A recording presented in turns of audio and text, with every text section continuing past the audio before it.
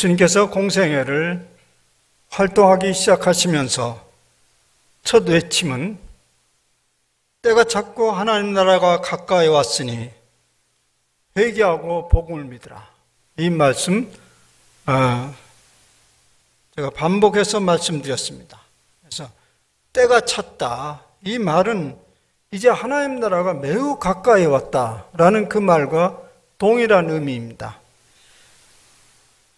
우리가 지금 사는 이 시대는 인류 역사의 그 어느 때보다도 하나님 나라가 매우 가까이 와 있는 그 시대에 살고 있습니다. 그러므로 우리는 이 새로운 시대를 매우 가속화시키는 일에 부름을 받은 사람들입니다. 왜냐하면 세상 사람들은 이 사실을 모르고 있습니다. 근데 우리는 그것을 믿고 있습니다. 하나님 나라는 예수님이 오시는 그때부터 매우 가까이 왔다고 하는 사실을 우리가 믿는다면 오늘은 그 어느 때보다 더 가까이 와 있습니다. 그래서 우리는 지금 그것을 믿는 사람들은 옛 시대를 살지 않고 새로운 시대를 살아가고 있습니다. 그 옛 시대, 새로운 시대라는 것은 무엇을 얘기하냐면 옛 시대는 계속 어제부터 끌어오는 시대의 연속입니다. 그러나 새 시대는 무엇을 얘기하냐면 저 멀리에서 우리를 끌어가는 시대입니다. 그러니까 가면 갈수록 계속 밝아지는 새로운 시대를 기대하는 것입니다. 그래서 우리는 지금 새로운 시대를 살아가는 사람들입니다. 그런데 그 새로운 시대를 살아가는 사람들에게 반드시 있어야 될 그 덕목이 있는데 그것은 뭐냐면 회개와 용서입니다. 회개와 용서라는 이 두 바퀴가 계속 제대로 굴러갈 때에 우리는 하나님 나라에 더 가까이 달려갈 수 있습니다. 하나님 나라를 지향하는 공동체는 그러므로 회개와 용서는 필연적입니다. 이것이 잘 어울려지지 아니하면 한 발짝도 전진하지 못합니다. 실제적으로 공동체 삶을 살아가보는 사람들은 이것이 얼마나 절실하게 필요한지를 알게 됩니다. 느슨한 공동체적 삶 속에서는 그 말이 그저 추상적으로 들립니다. 느슨한 공동체. 말하자면 이제 느슨한 공동체 예를 들면 그냥 예배만 드리고 앞만 쪽바로 쳐다보고 그냥 홀로 은혜를 받고 쫙 빠져나가는 사람과 관계를 그렇게 밀접하게 안 갖는 사람들에게 있어서는 회개와 용서가 추상적으로 느낍니다. 그런데요, 점점 관계가 밀착되기 시작하면 그것이 얼마나 중요하다는 걸 알게 되죠. 통상적으로 얘기하면요, 이해관계가 얽혀질수록 반드시 회개와 용서 없이는 계속적으로 그 관계가 건강하게 지속적으로 발전해 갈 수 없다는 걸 경험하게 됩니다. 여러분, 탄탄한 묶여진 그 공동체, 여러분들이 다 경험하고 있는 그곳이 어디입니까? 가정이잖아요. 가정이 탄탄하게 묶여져 있어요. 이해관계가 아주 복잡하게 묶여져 있어요. 그런데 여기에 회개와 용서가 없이는 아마 이만큼도 끌어올 수 없었을 것입니다. 회개와 용서가 있는 곳에서는 하나님 나라가 실제적으로 전개되는 곳입니다. 예수님께서 이 땅에 오신 목적이 바로 천국 복음을 전하기 위함이고 그 천국을 하나님 나라를 이 땅에 펼치시기 위함이었습니다. 당신이 이미 그런 일을 시작하셨고요. 그 일들을 계속적으로 이어가기 위해서 제자 공동체를 형성하지 않았습니까? 예수님이 그런 일을 할 마음이 없었으면 그렇게 힘겹게 혼자도 사시기 힘드는데 이렇게 한때 끌고 다닐 이유가 하나도 없었어요. 하나님의 나라의 운동을 벌이기 위함이고 또 그들로 하여금 또 다른 형태의 무리들을 만들게 한 것입니다. 그래서 계속적으로 하나님 나라를 이제 펼쳐가는 것입니다. 우리가 인류 역사를 전체 위아래서 조명할 수 있다면 그 하나님 나라가 어떻게 진행돼 가는 것을 아주 분명히 볼 수 있습니다. 우리가 그림으로 안 봐도 역사를 보게 되면 점점 지금 하나님 나라로 확장되어 있는 것을 우리는 보게 됩니다. 당시에 그래서 이 하나님 나라를 계속 지탱하고 발전하기 위해서 꼭 필요한 것을 오늘 예수님께서 이제 가르치고 있는데요. 그래서 오늘 말씀의 본문은 그렇게 시작됩니다. 예수께서 제자들에게 이르시되, 그러니까 오늘 이 말씀은 대중들에게 그냥 확 펼쳐진 말씀이 아닙니다. 그 제자들에게, 특정한 제자들에게 모여놓고, 성경에는 이렇게 예수님의 가르침을 얘기할 때 특정한 대상을 지정하지 않는 것도 많습니다. 그런데 몇 군데에서는 제자들에게, 그 소수에게 이제 그렇게 지칭을 하면서 가르침을 가지게 됩니다. 근데 오늘 이제 제자들, 이 사람들은 어떤 사람이냐면 하나님 나라 운동을 구체적으로 펼쳐가는 사람입니다. 그래서 그들에게 꼭 필요한 것을 전하는데요. 이제 그것이 바로 오늘 회개와 용서인데요. 그런데 이 회개와 용서라는 것이 그저 그냥 교회에서 하는 소리, 추상적으로 이제 들려지는 이유는 뭐냐면 그 하나님 나라에 대한 비전이 없기 때문에 그렇습니다. 그런데 그 하나님 나라의 비전이 있으면 이것이 이룰 수 없는 높은 이상이라 할지라도 그것을 그냥 흘려 넘길 수는 없습니다. 오늘 그 윤리에 대해서 굉장히 혼란스러운 말부터 예수님은 꺼내기 시작합니다. 오늘 말씀 처음이 굉장히 우리를 혼란케 합니다. 이런 얘기입니다. 실족해 하는 일이 없을 수는 없다. 그런데 그렇게 하는 사람에게는 화가 있다. 그건 없을 수가 없어요. 그런 남을 실족하게 하지 않는 일은 도저히 없을 수는 없는데, 그러나 그것은 작은 일이 아니다. 그렇다고 해서 그걸 변명으로 넘어갈 수는 없다. 매우 심각한 일이다. 결국 화가 미치게 될 것이다. 그런데 이 화가 무엇인가? 재앙이죠. 재앙이 온다는 거예요. 그 재앙이 무엇인가? 그 다음 줄에 아주 원색적으로 나옵니다. 그 사람은요, 차라리 살지 말고 연자 맷돌을 목에 메고 그냥 바다에서 빠져 죽는 게 낫다. 굉장히 무시무시한 얘기를 하고 계세요. 근데 마태복음에는 보다 생생하게 묘사를 하고 있습니다. 내 손이나 내 발이 너를 범죄하거든 그냥 찍어버리라는 거예요. 찍어버리고 손발 없는 장애인으로 천국에 가는 것이 낫다, 이렇게 얘기하고 있습니다. 또 눈이 너를 범죄하게 하면요, 빼어버리라는 거예요. 그리고 안 못 보는 사람으로 천국에 가는 것이 차라리 낫다, 이런 얘기입니다.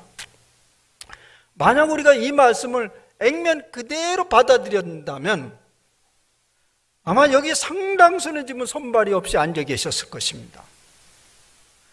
아니면 우리가 한쪽 눈으로 범죄는 할 수 없잖아요. 여러분, 범죄할 때 이쪽을 지키기 위해서 한쪽 감고 이렇게 범죄를 합니까? 양쪽 눈 뜨고 범죄를 할 거랍니다. 그러면 어떻게 돼요? 여기에 앉은 분 상당수는 지금 시각장애가 됐을 것입니다. 그런데 그런 일을 경험한 사람 우리 중에 아무도 없잖아요. 그러면 우리는 이걸 어떻게 이해해야 됩니까? 아마 둘 중에 하나가 아닌가요? 우린 절대로 손발로 죄를 범한 적이 없거나 눈으로 죄를 범한 적이 없는 사람들만 지금 이 자리에 앉아 있다고 할 수 있습니다. 맞습니까?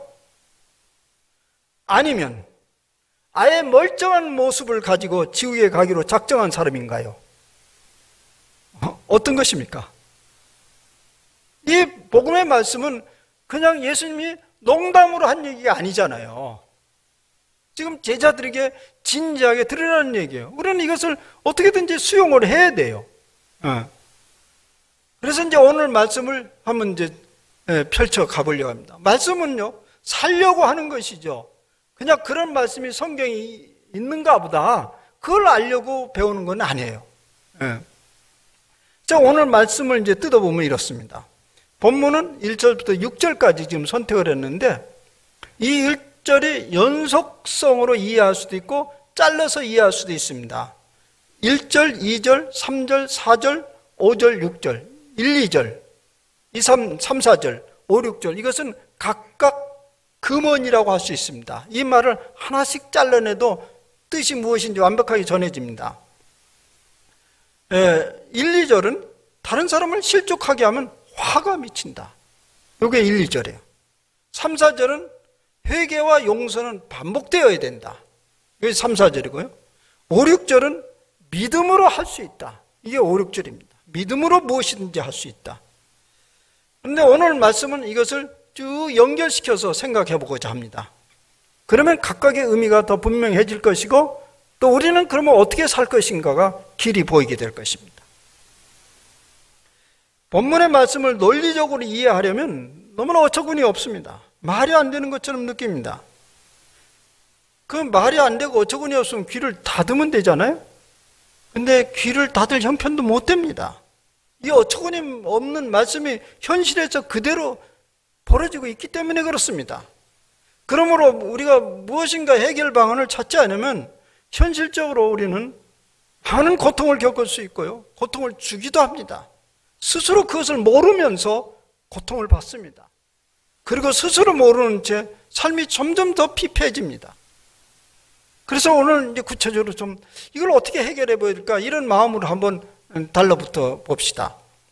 1, 2절부터 살펴보면요. 이미 방금 말씀하신 대로 사람들을 우리가 실족하게 하지는 않을 수 없어요.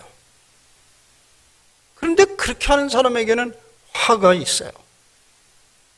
근데 이 실족하게 한다 이 말은 실족하게 다른 사람의 발을 미끄러지게 한다는 얘기죠. 이 말이 이제 똑같은 원어 스칸달라라는 그 원어가 이제 다른 본문에도 여러 나오는데 이제 계시록이나 로마서나 고린도전서 똑같은 말이 나오는데 거기서는 올무다, 부딪히는 돌이다, 꺼리끼는 것이다 이렇게 해석 이제 번역되어 있습니다. 동일한 말이 이렇게 다르게 번역되고 있는데 이 말은 이제 전체 상황을 종합해서 살펴보면 이 실족하게 한다는 말은 뭐 가장 쉬운 말은 형제 자매들을 시험에 빠뜨린다 이런 말이에요. 그리고 또 하나는 거짓 교리나 거짓 가르침이나 혹은 자신들의 지식을 가지고 사람들을 잘못 오도할 수 있다 이런 뜻이에요. 잘못 이끌어간다 이런 뜻입니다. 여러분 우리는 하나님 나라 운동을 펼치거나 참여하고 있는 사람들입니다. 그런 사람들이 의도적으로 다른 사람들을 이렇게 꼬여가지고 죄에 빠뜨리는 사람은 없죠. 우리 중에 그런 사람은 거의 없어요. 거의 아무도 없다고 봐야 되죠. 의도적으로 그런 행동을 하는 사람은 없습니다. 그런데 부지불식간에 혹은 재미거리로 그런 일을 했는데 그것이 다른 사람들로 하여금 발을 쫙 미끄러뜨리게 하고 빠뜨리게 한다는 얘기입니다. 뭐 예를 들자면 그런 거죠. 우리는 재미거리로 했어요. 그냥 재미있는 놀이문화로서 했어요. 그걸 보고 어떤 연약한 사람이 저 사람이 신앙이 참 좋은 사람인데 우리 교회 중요한 인물인데 저렇게 행동을 하는 거 보니까 나도 그렇게 해도 되는 모양이다. 그렇게 갈 거라는 얘기입니다. 예를 들어서 술 문화예요. 술 문화. 그래서 술 좀 마시면 어떻습니까? 근데 이상한 문화는 뭐냐면 쇠주 갖다 놓으면 안 돼요. 쇠주는 누구나 마셔도 된다는 생각은 안 해요. 그러나 샴페인이나 포도주는 누구나 마셔도 괜찮다는 문화예요. 아마 도수가 다르기 때문에 그런 것 같아요. 뭐 무슨 상관이 있어요. 그런데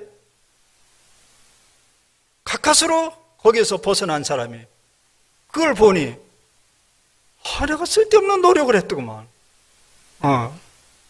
저분도 이분도 저분도 그러면서 다시 옛 습관으로 돌아갈 수 있는 거죠.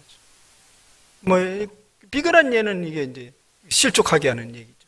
놀이 문화, 재밌게 하는 놀이 속에서 또 어떤 경우는 불평이나 비판의 말들, 내가 불평을 막 해요. 그러면 사실은 불평과 비판의 말은요, 연속해서 그것이 또 불평과 비판의 말을 낳게 됩니다. 우리가 누군가를 비판을 해보세요. 정면으로, 속으로 말고 정면으로 막 비판해보세요. 그러면 그 순간 상대방은 즉시 마음에서 일어납니다. 니나 잘하세요. 당신을 비판할 일이 10가지, 20가지 넘습니다. 내가 말을 안 했을 뿐이죠. 그러면서 상대방을 깊은 물로 이렇게 빠지게 만드는 것이, 실족하게 만드는 것입니다. 그런데 이런 얘기를 들으면 여러분 어떻습니까? 누가 그런 일로부터 자유롭다고 말할 수 있습니까? 누가? 나는 절대 그런 일이 없다고 말할 수 있겠습니까? 그래서 성경은 말했잖아요. 그런 일을 피할 수는 없다. 누구나 다 있을 수 있는 일이다. 부지불식간에 사람들을 걸려 넘어가게 하는 일은 어쩔 수 없는 일이다. 그러나 그렇다고 해서 그것이 죄 없다 말할 수는 없다. 우리는 그렇게 해야죠. 나는 그런 의도로 하지 않았다. 우리 다 그 분위기를 위해서 그랬다. 근데 그 유혹을 받거나 잘못된 것은 그 사람의 문제다. 이렇게 말해도 됩니까? 예수님은 그렇게 실수라고 정당화할 수 없다는 거죠. 우리는 옛날부터 이제 많이 들은 얘기가 있어요. 어떤 어린아이가 물가에 앉아서 노래를 부르기 시작합니다. 퐁당 퐁당 돌을 던져라. 냇물아 퍼져라. 멀리 멀리 퍼져라. 그래서 돌을 땅 계속 던지고 있습니다. 놀이로. 근데 거기에는 누가 살고 있죠? 개구리들이 서식하고 있습니다. 재밌게 개구리들이 살고 있습니다. 그런데 그 개구리는 퐁당퐁당 놀이로 던지는 돌이 그 개구리에는 뭐예요? 무시무시한 무기입니다. 계속 무기가 지금 날 이리 피하고 저리 피하다가 그냥 정토로 맞아버렸어요. 그 개구리는 거기서 생을 마쳐야 됩니다. 그러면 그 아이는 그렇게 말해도 됩니까? 나는 그저 즐거운 놀이를 했을 뿐. 개구리 그건 네 책임이다. 왜 거기서 얼쩡얼쩡거리냐? 성경은 그럴 수 없다는 거예요. 물론 고의적인 범죄는 아닙니다. 사실 법정에서도 그런 고의적인 범죄가 아닌 경우는 형량이 고려되는 모양입니다. 그래서 요즘 법정에서 그런 일들이 많이 일어나잖아요. 하도 요새 법정에 서는 일들이 많아가지고 우리 국민들이 온 법정 지식을 많이 지금 습득하고 있어요. 그래서 법정에서 보면 자주 주장을 해요. 나는 그때 술에 취해서 의식 없이 행했다. 그리고 나는 심신미약 상태다. 그렇게 이제 주장을 하는 게 아주 많이 나와요. 그래서 그 고려됐다고 합시다. 고려했어요. 그래서 당신이 지금 정신없이 해서 심신미약 상태니까 10년을 벌을 받아야 되는데 5년으로 감소됐어요. 그러면 그것을 당한 사람은 그만큼 고통이 5년으로 줄어듭니까? 그를 당한 사람들은 아무 변화가 없습니다. 그래서 성경은요, 벌을 감해주지 않아요. 그냥 화가 있다. 이렇게 얘기해버려요. 세상 복제보다 더 완강하고 매몰찬 가르침이 오늘 말씀입니다. 성경은 그렇게 변명하지 말고 이건 고의적으로 한 것이 아니다. 의도적인 하는 것이 아니다. 그렇게 변명하지 말고 어떻게 하라고 그러죠, 성경은? 그냥 차라리 목에 연자맷돌을 메고 바닷속으로 빠져버려라. 왜 그럴까요? 이미 당신은 다른 사람에게 연자맷돌을 메웠기 때문에 그렇다. 그건 어떻게 다른 길이 없다. 이 말씀을 문자 그대로 받아들이면 위협과 협박처럼 들립니다. 그런데 일단 문자 그대로 받아들입시다. 예수님 말씀이니까 다른 길이 없어. 받아들이면 무슨 느낌이 드냐면 우리 자신이 얼마나 위험한 존재인가를 발견합니다. 얼마나 위험한 존재인가. 끊임없이 깊게 성찰하고 살피면서 살아야 되는 존재구나. 그걸 느껴요. 나 자신의 말과 행동이 나의 놀이와 취미가 나의 지식과 가르침이 매우 위험한 무기가 될 수 있다는 것을 말합니다. 나는 끊임없이 내 삶 전체를 성찰하면서 조심스럽게 살아가야 될 존재라는 것을 인정하게 됩니다. 그래서 오늘 말씀은 3, 4절로 우리를 초대합니다. 너희는 스스로 조심하라. 조심조심 살라. 그리고요, 그렇게 하면 조심조심 살면 됩니까? 나만 운전 잘하면 사고 절대 안 납니까? 그럴 수는 없어요. 그러니 회개하고 용서를 하는 말입니다. 그런데 얼마나 용서를 하라고요? 하루에 7번이라도 하라는 말입니다. 7번, 그게 어렵지 않죠, 7번. 근데 그런 얘기 아니죠. 유사한 내용으로 마태복음에는 뭐라고 나오냐면 70번씩 7번씩. 이것도 계산이 빠른 사람 77에 49, 490번? 그래도 한도는 있네. 그런데 그 한도를 말하는 게 아니죠. 하루에 7번이나 70번씩 7번이나 같은 얘기입니다. 말하자면 그 범죄의 횟수와 정도를 다 뛰어넘는 거예요. 우리가 잘 알잖아요. 히브리인들에게 있어서 7은 완전 숫자예요. 거기다 70을 붙이면 무한정 숫자예요. 또 오늘 본문은 하루에 7번이라고 얘기해요. 이건 더 긴박한 걸 얘기한 거예요. 하루에 무한정하라는 거예요. 네. 그러니까 제한된 시간 안에 무한정으로 범죄를 하였을지라도 회개한다면 얼마든지 용서해 주라는 말입니다. 기독교에서의 회개와 용서. 회개와 용서라는 것은 동전의 이제 한 면이라고 볼 수 있잖아요. 동전의 한 면. 한 면인데, 그래도 굳이 순서를 정하자면 뭐를 먼저라고 정하면 좋겠습니까? 굳이 순서를 정하자면 회개와 용서 뭐가 먼저입니까? 시작 말씀해 보세요. 뭐가 먼저입니까? 회개. 그러면 제가 여기서 얘기 안 하죠. 당연한 순서인데 굳이 순서를 따지면 용서가 먼저입니다. 용서가 먼저예요. 회개를 전제하는 용서가 아니고요. 용서가 전제되어 있는 회개를 말하는 것입니다. 그래서 회개라는 말씀이 복음이 되는 이유가 그겁니다.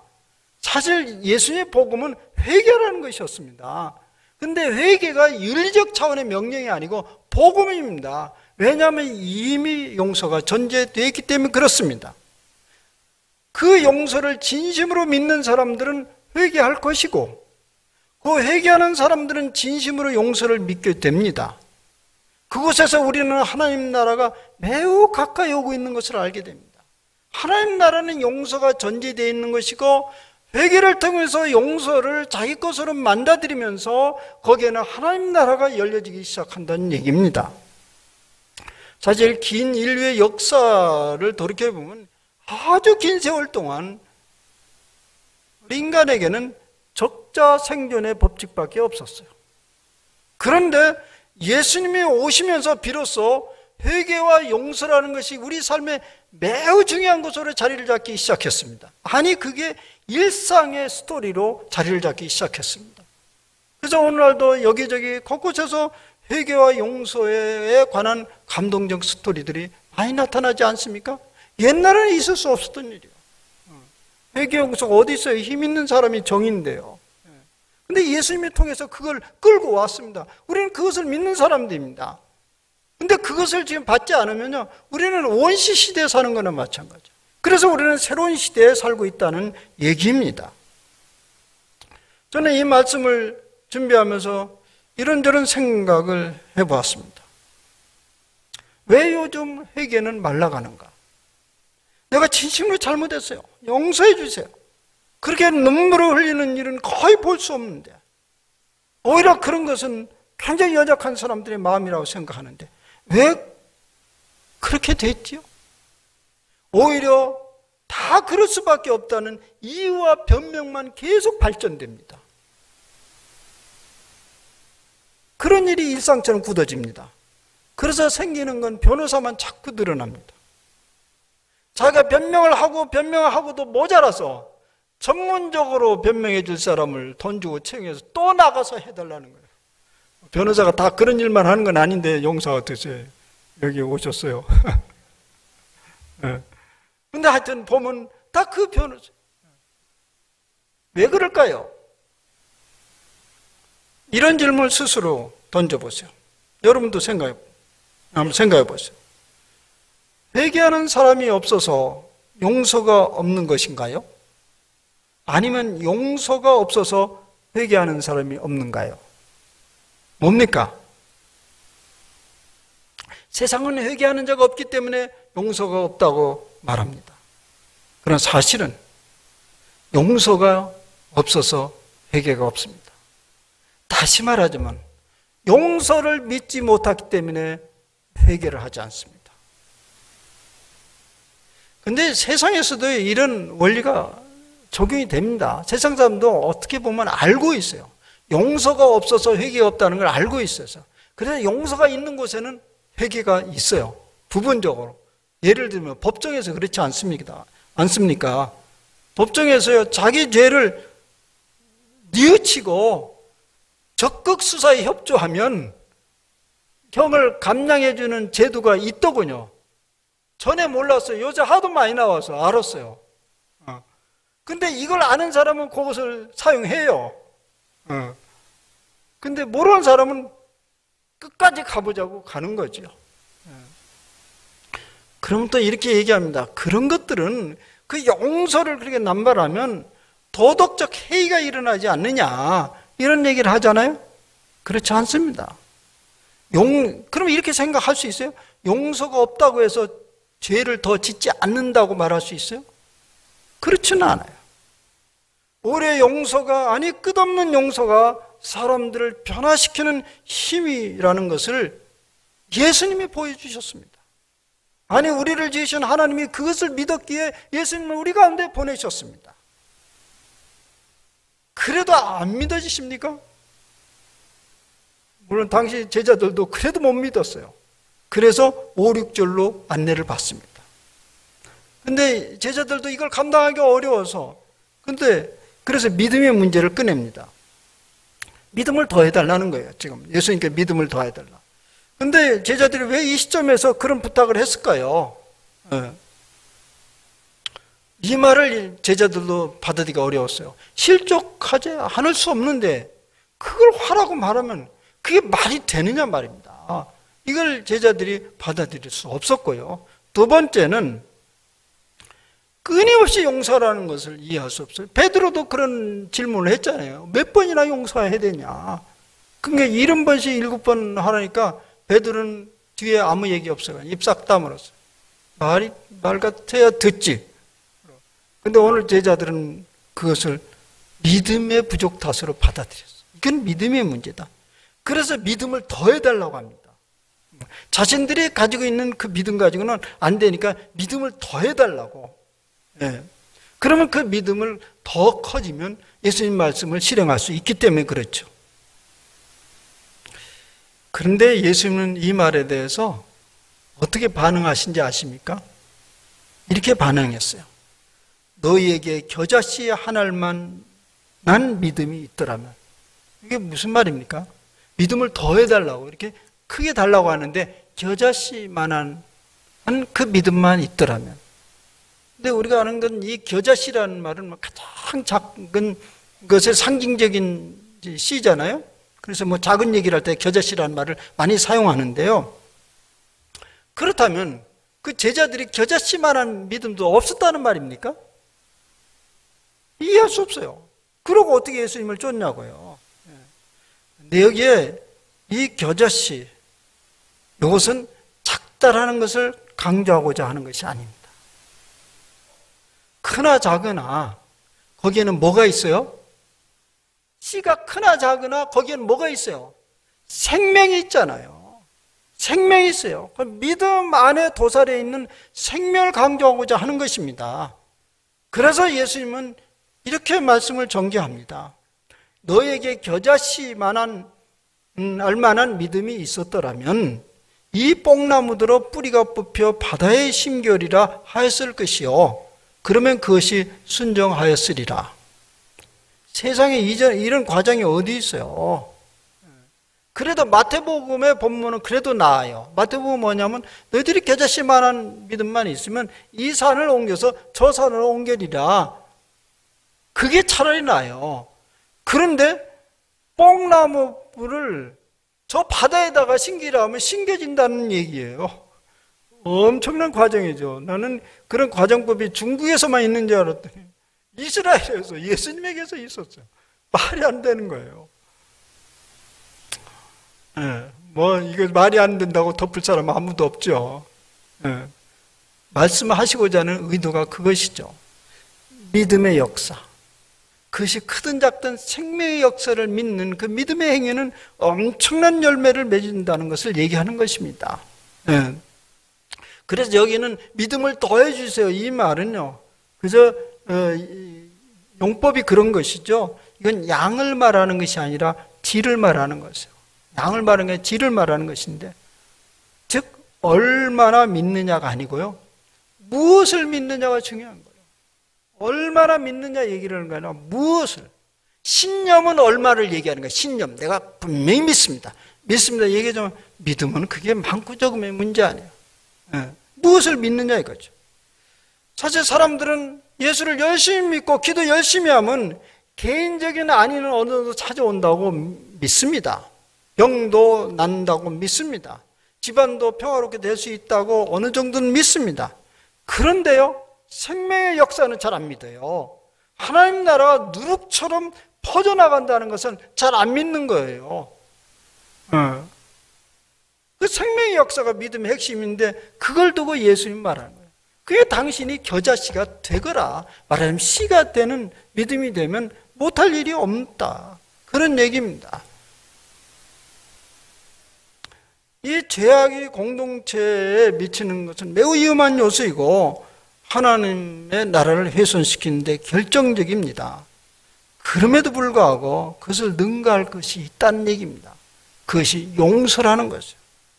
그래서 예수님은 70번씩 7번이라도 용서를 하라고 강조한 것입니다. 세상을 이처럼 사랑하사 독생자를 주셨다는 것도 바로 이러한 원리입니다.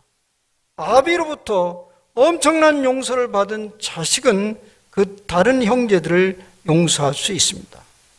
그리고 구원받은 우리들은요, 구원받았다고 하지 않습니까? 성경에 보면 두 가지 용어가 있어요. 구원받았다라는 말이 있고 구원을 받아간다, 이루어간다는 말도 있습니다. 그래서 이렇게 얘기할 수 있습니다. 여러분, 구원받은 사람입니다. 믿음으로. 근데 현실적으로 그것을 어떻게 입증하냐, 경험하냐? 용서함으로써. 용서받은 믿음으로 우리는 구원받았지만은 그것을 현실적으로 경험하는 것은 끊임없는 용서를 통해서 우리는 또 구원을 받습니다. 그래서 우리는 여러분들이 구원받은 사람이라고 한다면 저 사람은 안 돼. 그럴 수는 없습니다. 왜냐하면 너도 본래 안 됐잖아. 근데 용납을 받았는데 왜 저 사람은 안 되냐? 그런 음성을 우리가 듣게 되는 거죠. 이제 오늘 말씀을 이제 정리하면 몇 가지로 이제 한 4가지로 오늘 예수님께서 전하고자 하는 말씀으로 정리해 보겠습니다. 첫째는 우리는 부지불식간에 끊임없이 실수를 합니다. 그런데 그것이 자기에게만 국한된 문제는 아닙니다.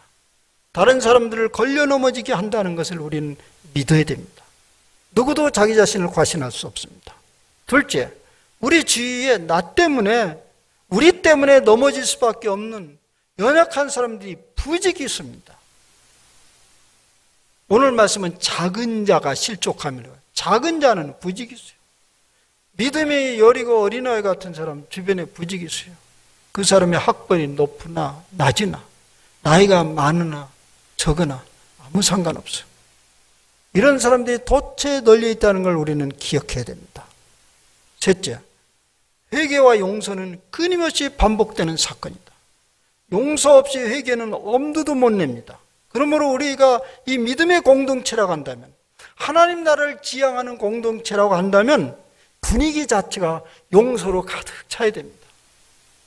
여러분, 집안에 들어가면 엄마는 뭐든지 받을 준비되어 있는 그런 집안에 가면 아이들은 혼나는 것인지 안 혼나는 것인지도 모르고 주저주저 다 얘기해. 엄마가 듣고 또 어떻게 네가 이런 일이, 그러니까 내가 엄마한테 얘기하지, 그런 얘기하는 거죠. 이 공동체가 용서의 분위기로 가득 차야 돼요. 그래야만이 그리스도의 십자가의 용서의 은총을 경험할 수 있는 것이죠. 넷째는 예수 그리스도께서 이뤄놓은 엄청난 생명의 역사를 낳는 용서를 믿는 것입니다. 믿는 것은 바로 그 생명의 역사이기 때문에 그걸 믿는 것이죠. 우리가 우리의 약점을 안다고 해서 다른 사람들을 이해하지 못합니다. 우리 약점을 안다고. 오직 예수 그리스도가 우리를 얼마나 불쌍히 여기시고 끊임없이 우리를 용납하신다는 사실을 매 순간 경험할 때 우리는 다른 사람들을 이런 것이 7번이라도 용서할 힘을 얻게 됩니다. 그래서 오늘 그 믿음이라는 결론으로 그 가능성을 열어두는 것입니다. 사랑하는 여러분, 우리 다 천국 가고 싶죠? 네. 천국을 또 경험하고 싶죠. 아마 천국을 가고 싶은 생각은 그리 많이 없을지 몰라요. 근데 경험하고 싶은 생각은 많을 거예요. 그것은 반복적인 회개와 용서의 삶을 통해서 경험되어집니다. 그럼 바로 이곳에서, 여러분이 사는 곳에서, 우리 공동체 안에서 하나님 나라가 펼쳐지는 것을 경험하게 됩니다.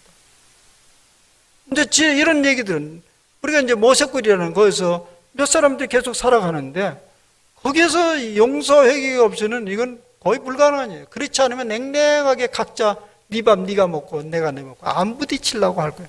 그러면 그 공동체는 절대 일어나지 않습니다.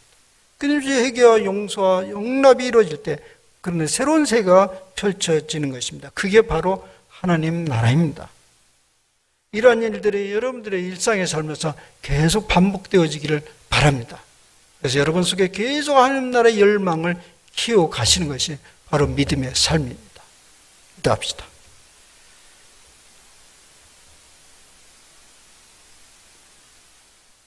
주님, 누가 형제를 자매를 실족하지 않게 할 수 있습니까? 알고 또 모르고 우리는 그런 일들을 반복합니다. 그럼에도 불구하고 아무 일도 행하지 않은 것처럼 생각하는 그것이야말로 재앙입니다. 화입니다. 다른 사람들이 이미 깊은 수렁에 빠져들어갔고 나도 알지 못한 일에 점점점 피폐해가는 것을 오늘 말씀을 통해서 우리에게 전해주었습니다. 주여, 근데 오늘 말씀은 불가능한 일 가운데서 가능함을 저에게 보여주셨으니 얼마나 감사한 일입니까? 지금 이미 우리는 충분히 용서받은 사람들입니다. 충분히 용서받았기 때문에 우리는 얼마든지 용서할 수 있음을 오늘 말씀에서 보여주고 있습니다. 주여, 그러나 우리는 어렵습니다. 그래서 믿음을 더하라고 부탁을 하는데요. 사실 우리가 믿는 믿음은 바로 그 용서의 역사 속에 일어나는 그것을 믿습니다. 지금 십자가에 달리신 우리 주 예수님이 우리의 모든 삶을 무조건적으로 받아주었습니다. 그래서 오늘 우리는 머리를 쳐들고 이렇게 아무 일도 없는 듯이 당당하게 살아가고 있습니다. 아버지여, 그런 은총이 우리 이웃에게도 전해지게 하옵소서. 또 계속적으로 그런 일이 전해지면서 우리의 삶 속에서 십자가의 은총이 생생하게 경험되어지게 하옵시고 오늘 이곳에서 하나님 나라가 경험되어지고 확장되어지게 하여 주시옵소서. 주여, 믿습니다. 우리 주님이 용서하셨고 우리는 용서할 수 있습니다. 그래서 또 다른 세상을 만들 수 있습니다. 이런 고백이 우리의 삶 속에서 계속 실천되어지고 고백되어지게 하옵소서. 우리 주 예수 그리스도의 이름으로 기도하옵나이다.